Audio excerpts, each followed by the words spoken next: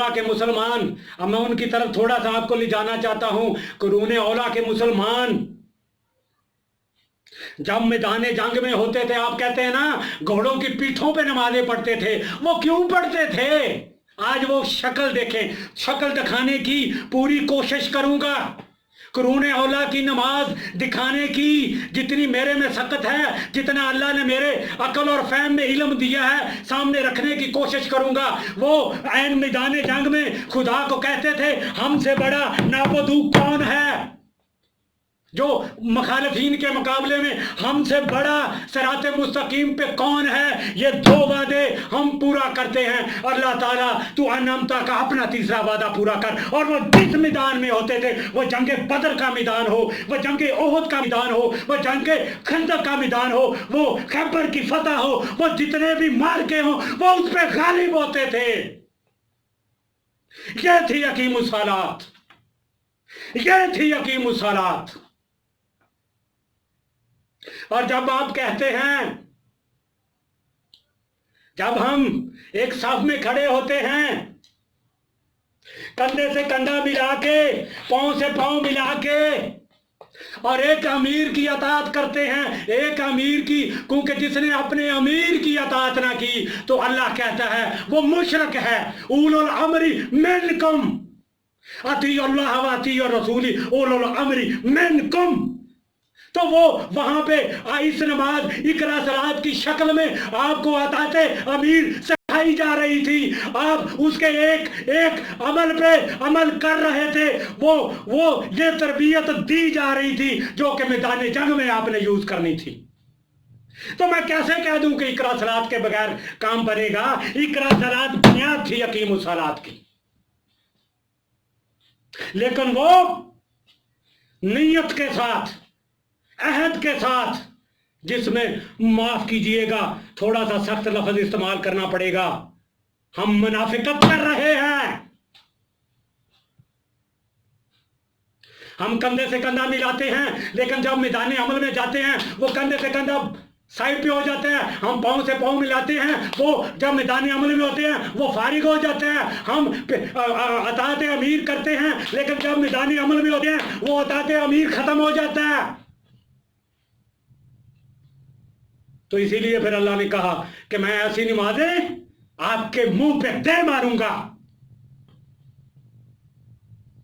अगर वो खुलूस नियत से ना हुई, अगर वो कुरान मजीद और हदीस मुबारका की पैरवी और रोशनी की शक्ल में ना हुई।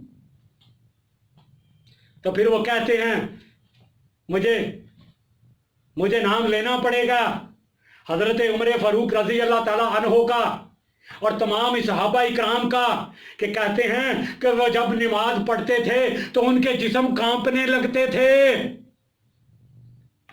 अल्लाह के खौफ से। वो खौफ क्या था? वो कहते थे कि हम नाबुदू बनेंगे 24 घंटे, 1 घंटे के लिए नहीं। वो कहते थे कि हम सिराते मुस्तकीम पे चलेंगे 1 घंटे के लिए नहीं, 24 घंटे के लिए। जब वो ये वादा करके निकलते थे, जब वो खुदा के सामने किबले रुख मुंह करके अमीर की अंडर ये वादा करते थे, क्योंकि वो शहादतें बन रही होती थी, वो इसी खौफ में उनके जिस्म कांपते थे।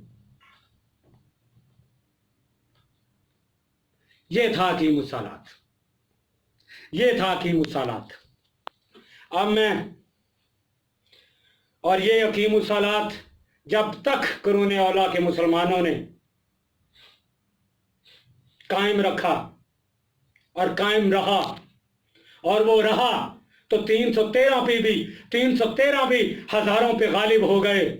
और आज माफ कीजिएगा, दुख है, मुझे दुख है कि इस्लाम मगलूब हो चुका है। मुझे दुख है, मुझे तकलीफ है कि बनी नू इंसान बेहतरीन कुरान के बेहतरीन निजामों से के लिए सिसक रही है, बिलक रही है।